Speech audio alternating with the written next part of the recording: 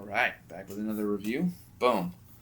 We got the Screwtape Letters by C.S. Lewis. All right, so what did I think of this book? I'm Catholic myself.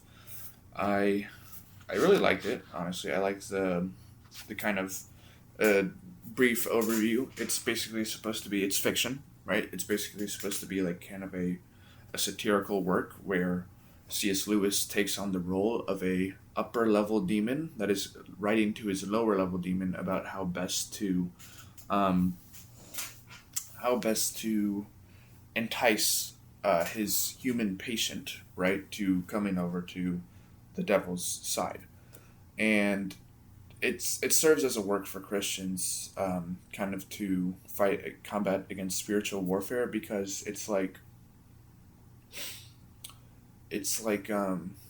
you basically just want to do the opposite of what the narrator, the bad demon says, right?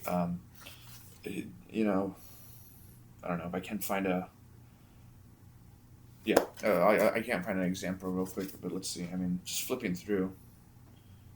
Yeah, right. So it's like it follows then in general that it is better for your patient to be filled with anxiety or hope rather than for him to live in the present, right? Um, so it's you want to do the opposite of that, right? The devil says that it's better for you to be filled with anxiety about or hope, even hope about the future, right? And to explain that really briefly, you might be like, oh well, what's bad with hope? Um, and hope is not a bad thing in of itself. It's actually one of the three virtues, the three heavenly virtues. I don't know if they're called that, but one of the ones that are infused in you. Um, but he's like, you want your patient to be so overly indulged or preoccupied with the future that he does not live with the present. And if he's living so much in the future, whatever happens, whether it's good or bad, is either bound to disappoint him or like just bound to keep him not able to see what's happening right now, right? So I think it's very good advice for a Christian. It actually reads pretty well too, even if you're not a Christian, you're just looking for um, like a nice read. Like it's pretty funny. It's funny. It's got humor. It's got good characters, good writing. You really get a sense of the characters because they're pen writing. You don't actually see the lower demon's responses back to his uncle, but I mean, it's kind of insinuated what it is, right? The uncle will be like, "Oh, well, you wrote to me in your last letter about so and so, blah blah blah."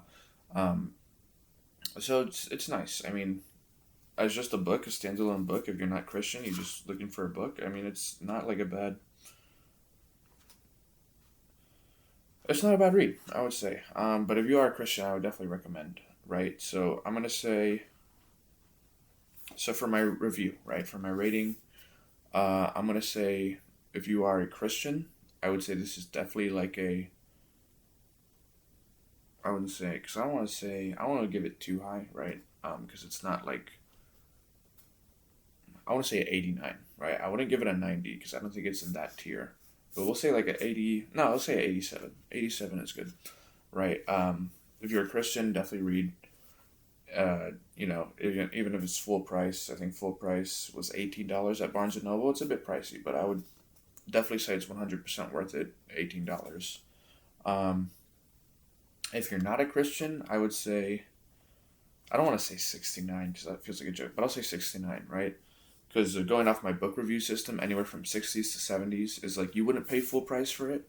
Um, but like, if it's like $5 off, 5 off 18, like you don't need an incredible markdown to buy it. But I wouldn't, if you're not a Christian, I wouldn't buy it at full price, just keeping it real. Um, if you found it for like $12, regular price $18 at Barnes and Noble, but you can probably find it cheaper, right? So 69 for non Christians, definitely not a bad read. It's not a waste of time. Yeah, there we go. That's all. Boom.